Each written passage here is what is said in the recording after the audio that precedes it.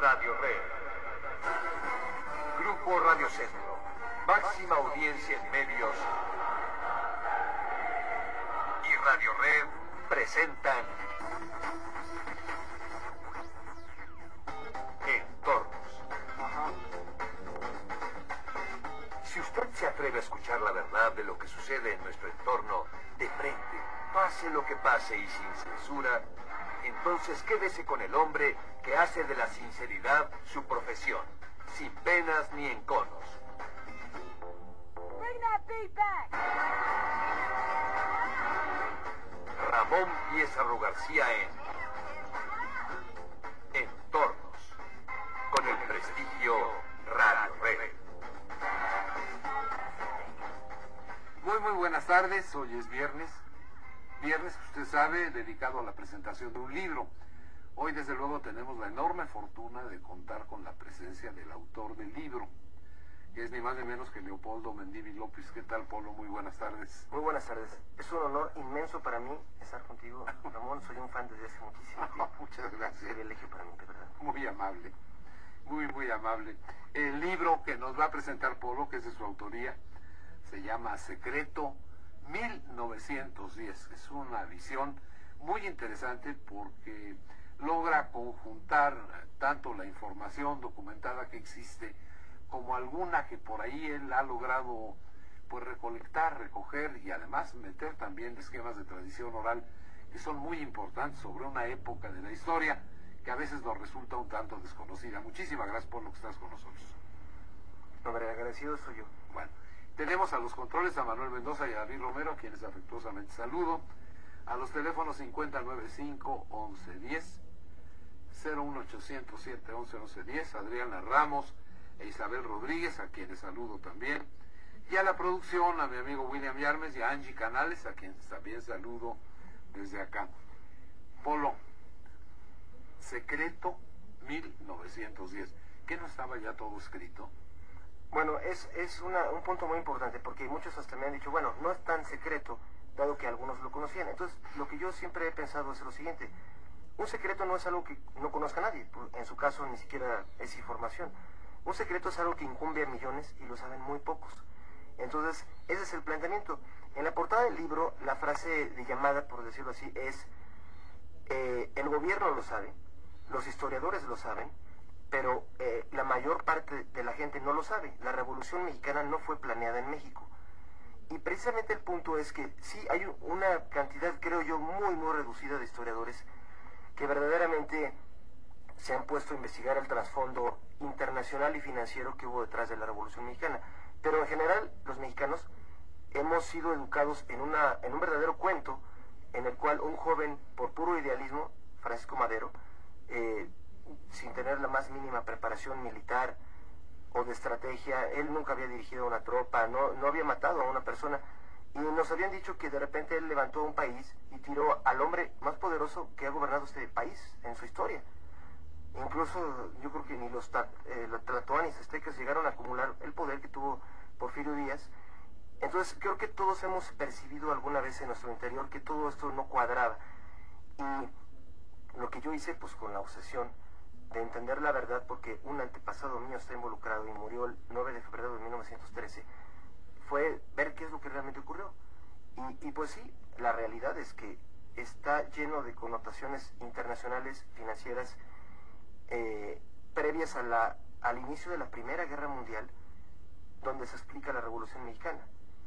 Y hay muy pocos libros donde realmente aparezca esto tal como realmente sucedió. O sea, el ajedrez del mundo que se acabó librando aquí. Es una especie como de mito el que se conoce entonces de la Revolución Mexicana, o una condición un tanto, no sé, romántica, más que un análisis serio de los elementos que la fueron conformando y configurando, ¿no? Pues sí, porque la mayor parte de la historia que hemos conocido, donde los protagonistas son Madero y Carranza y todo, es como si México fuera una isla en el mundo. Todo fue obra de mexicanos, como si no hubiera habido el inicio de una guerra mundial.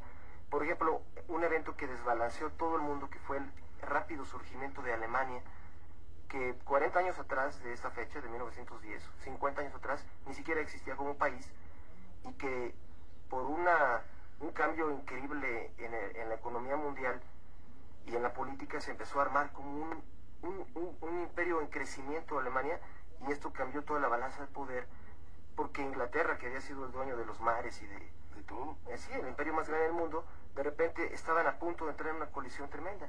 Y lo que Alemania había logrado, a diferencia de Inglaterra, es que había desarrollado una flota que ya trabajaba con la nueva tecnología, que era el petróleo, y sus barcos y submarinos eran 4 nudos más veloces que los que tenía Inglaterra. E Inglaterra no tenía petróleo. En todos sus vastos imperios y colonias, en todos los continentes, lo que no tenía era petróleo. Entonces esto hizo que se volviera una imperiosa necesidad para salvarse como imperio, de ser invadido por Alemania, era conseguir los suministros.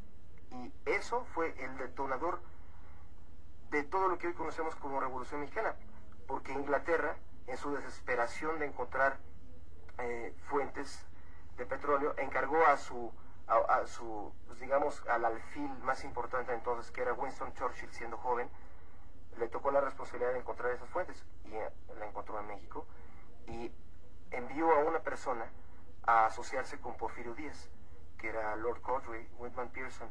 Ese momento en que entró este hombre por decirlo así, a fraternizar con Porfirio Díaz, e impulsar y convertir de alguna manera a México en una especie de protectorado británico para fines de petróleo, eso fue lo que despertó la alarma en los Estados Unidos, que desembocó finalmente en buscar cómo meter aquí armamento y dinero para que alguien derrocara a Porfirio Díaz. Eso es de lo que se trata Secreto 1910. Interesante, porque es Estados Unidos el que está detrás del movimiento revolucionario, por lo visto, ¿no? Sí. Sí, de hecho, una de los datos que creo yo que faltaba en los libros de historia, aunque tangencial, bueno, yo admiro mucho autores como Francisco Martín Moreno, que creo que es el que más se ha aproximado realmente a desentrañar todo este misterio que hay detrás de qué es lo que vino aquí a causar este efecto dominó que en México acabó desencadenando 20 años de guerra y sangre. Pero en este libro el dato crucial es que en verdad están documentados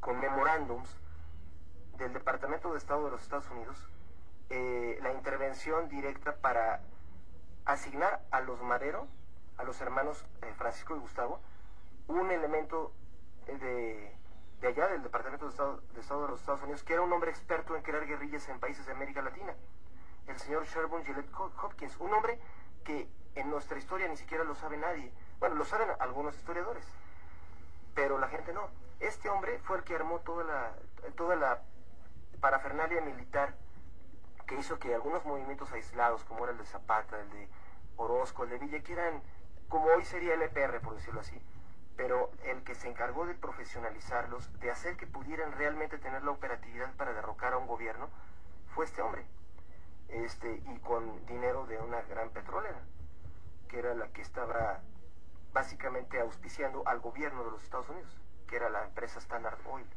De hecho, a Estados Unidos le empezó a preocupar la posibilidad de que México se convirtiera en un país poderoso y rico por las inversiones europeas, sobre todo la alemana y la británica y todas las demás, ¿no? Exacto.